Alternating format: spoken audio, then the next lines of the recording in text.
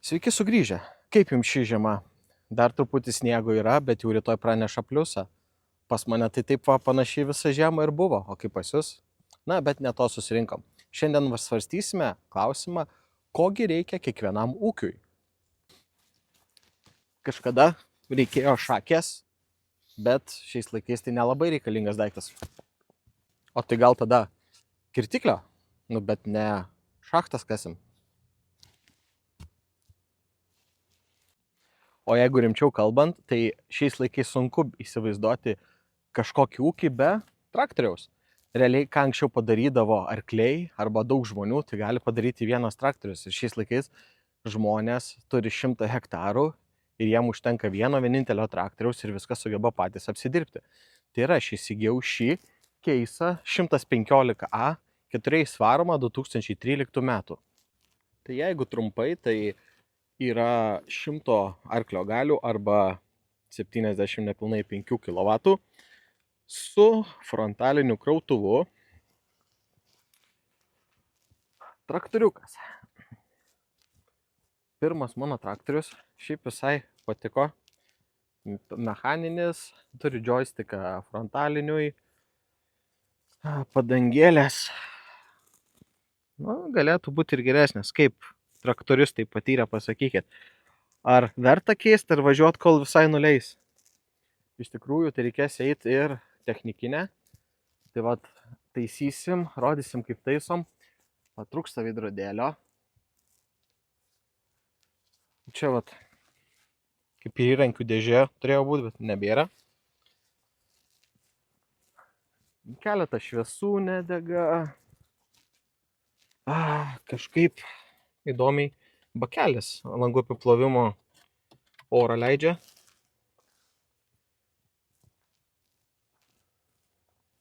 Turim čia tokių šiek tiek pabraižymų, palaužimų, bet tai čia smulkmenos. O visa kita, viskas veikia, važiuoja.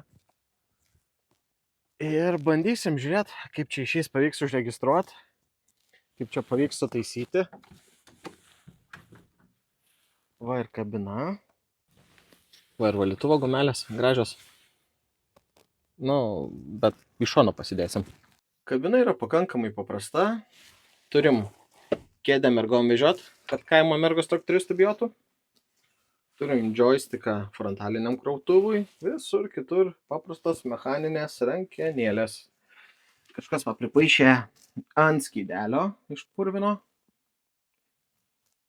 Tipo kitas keitimas prie 7300 motovalandų. Dabar 7100 motovalandų, tai bandysim dar ir pasikeisti tepalus. Ne vienai mašinai esu keitęs, bet nei vienam traktoriui kol kas. Tai vat, irgi bus įdomu. O šiaip tais turim ir radijėlę. Kondicionierius ir dar veikia, kas svarbiausiai. O šiaip tais, tai įdomi visa istorija su šito traktorium, nes jisai tarnavo kaip ir Lietuvoj, atidirbo savo ir išvažiavo paskui į Lenkiją. Lenkijoje prastovėjo ir jau aš tada nupirkau iš Lenkijos ir vėl grįžo atgal į Lietuvą. Kas išmano apie šitus traktorius? Toks turi būti kapoto atidarinimas, kad reikia kišti ir pasispausti. Ar nelabai? Man tai atrodo, kad nelabai. Pats kapotas irgi nesilaiko. Čia kažkaip irgi atrodo, kad turėtų būti du mortikai. Bent jau laikikliai yra, bet likęs vienas. Ir tas jau nebesilaiko. Šiaip tais, kaip ir viskas atrodo pakankamai švaru, gražu. Viskas veikia, pašalinių garsų nėra. Tai vat ir žiūrėsim, kaip čia tas mūsų traktoriukas. Tai su šito traktorium idėja yra tokia, bandysim jį suremontuoti, tai pakeisti langų apiplovimo bakelį, sutvarkyti valytuvus, sutvarkyti šviesas, kapoto laikiklį pakeisti, čia neaišku kaip su to atidarimu, kokios problemos. Ir bandysiu praeiti technikinę ir registruoti. Kiek suprantu, tai traktoriams yra visiškai kitokios tvarkos. Paprastai nenuvažiuosi į regitrą, reikia registruotis į savivaldybę, yra tam tikri skyriai. Tai vat bus įdomi patirtis, bandysiu jums tai papasakoti, nes, nelabai kur randu tos informacijos apskritai, kas liečia jaunus ūkininkus, tai kokį traktorių pirkti. Yra tų apžvalgų labai daugybė, kad, va, pavyzdžiui, čia va, turim John Deere, ten 400 arklių, arba ten keisą, ten tokia galia, ten su automatinė dėžė, su mechaninė dėžė, bet realybėj, kas kokiam ūkiui reikalinga? Gal, nėra tos informacijos, gal aš tiesiog nerandu, gal jūs man kažkur patys galit nukreipti netgi, nes dabar kokį man traktorių pirkti? Aš dabar darausi uogininkystės ūkį, tai avietės ir man reikia tvarkytis pievas. Tai kokį man tą traktorių pirkti? Didžiulį tikrai nereikia, bet kas geriau, kaip geriau, tos informacijos tikrai trūksta ir bandysiu jums tą parodyti, kaip ką padaryti. O šiaip, kur jūs perkat patys traktoriam dalis, nes kaip ir yra rašo, va čia gali nusipirkti, bet kainų tai labai retai kur, Litagra, bet tai ten visos tokios bendro naudojimo, ten kažkoks kardanas ar dar kažkas, o jeigu ten lendi specializuotas, ten kaip ir Dotnova ar kažkas, tai ten kainų kaip ir nėra. Dalies kodą gali susirasti visą kitą, bet visur klausti.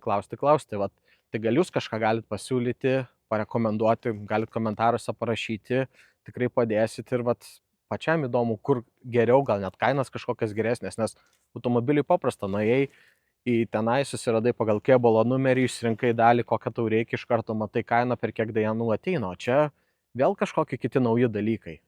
Tai įdomu, galite ir jūs pasiūlyti, kur pirkti dalis, nes dabar užsisakiau, užklausą pateikiau, keletas dienų praėjo, dar kol kas atsakymą negavau, tai įdomu, kaip čia bus, kaip tas dalis reikės gauti. Garfieldui irgi patiko traktorius. Taigi, šitą vietą video ir baigsime. Tai paspauskite apačioj patinka arba like, pasidalinkite arba subscribinkite, jeigu to nepadarėte. Bandysiu rodyti tokį turinį, kurį laiką nedėjom video, bet bandysim sugrįžti į visą šitą areną. Tiesiog darbai užpuolė, vasarą daug darbo, rudenį daug darbo, ruošimas į žiemai. Ir viskas atitola, bet stengsiuos dabar daugiau grįžti, dėti dažniau video ir matysite, kaip pavyks tvarkytis tiek su traktorium, tiek toliau su ūkiu ir kaip man sekasi. Taigi iki pasimatymo. Nu, gražiai tas keisas atrodo.